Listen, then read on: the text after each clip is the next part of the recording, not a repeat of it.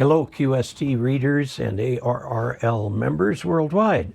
I'm Dave Kassler, amateur radio call sign KE0OG, and I am the author of the Ask Dave column in QST every month. This is the video accompanying the January 2025 edition of Ask Dave. Every month I make a short video on some aspect of what we talked about. And this month, we're going to look at a question that had to do with how to tune up your antenna or peak it for when doing DX or contesting or whatever.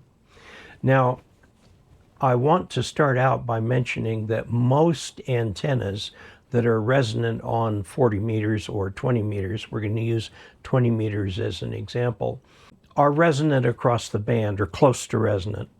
The SWR stays under 2 to 1 across the band. You don't really need to retune after you've tuned the initial time. But I'm going to show you how to do that just in case you haven't had that done. Now, I'm assuming that the antenna that you're using is running direct into the radio.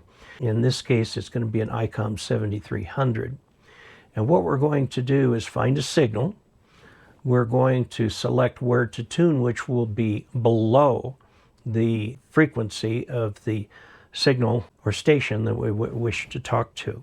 Okay, we'll do a quick tune-up using the rig's tuning button and then come back to the other station. Now, it doesn't really matter. Even mag loop antennas will stay well enough tuned if you're within 5 kilohertz of the signal that you're trying to get. So let's take a look at how we do this by looking at the radio. Okay, let's turn up the volume here so we can hear. And that is slow scan television. Go up here into the general band. Okay, this is the Maritime Mobile Net, okay, a 14300 right here. And we see where the cursor is right here. It's way up toward the top of the band. Now, I tuned a little while ago down here. Now, do we tune up directly on this? No, because what that will do is cause a signal to go out right on top of the net. Let's tune down 5 kilohertz. This just says the tuner is on. Now, I'm going to hold the tuner button right here and hold it in until it starts tuning. Okay, that's it. That's all that it took to tune it. Now it is tuned very nicely with the low SWR. And so we're going to go back up now, the 5 kilohertz, to the Maritime Mobile Net. And now you can hear it just fine. You know that you're tuned. And if you want to go on to that, you'll be fine.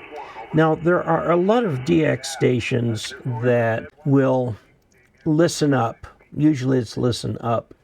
And so to tune, you go down just a little bit, just like I showed. Then come back up and then go in. You're going to work split. And then you can talk in there without fear of interfering with somebody else.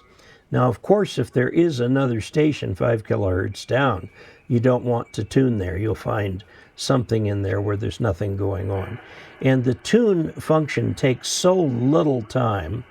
Again, we'll go down to that. Okay, I don't hear anybody there. There's nothing showing up on the waterfall or anything. So we just push the tuner button.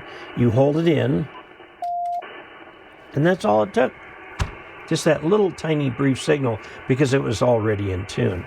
Now, if you were to go down way down here in the CW end of the band, let's suppose you want to do some FT8, which is right there. Okay, let's again go down out of the digital band. We don't hear anything. We'll hold the tuner in, and there it is. It's tuned up. It takes very, very little time with these to do that. And that way you're not putting an RF signal right on top of it. It may well be asked, why not use a dummy load for tuning? The answer is that the dummy load does not have the same reactance as your antenna. And so if you tune into your dummy load and then you put an antenna on it, you could be way out of whack. So we tune with the real antenna.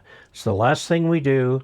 We move off frequency, not just 3 kilohertz, but I would recommend 5. And then go ahead and hit that thing, and it will be in tune then when you go back to get that station. So it doesn't take long for an automatic antenna tuner to tune it up like that. So there you have it. I hope you enjoy these supplemental videos. Let me know.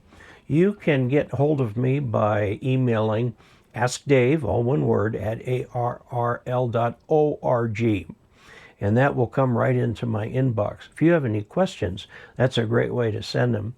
A nice thing about using email to do that is that you can attach drawings, photographs, whatever that might help explain what it is that's troubling you. Now, the only dumb question is the one that is not asked. So if you have a question, go ahead and ask it. And until we next meet for the February issue, this is Dave, KE0OG 73.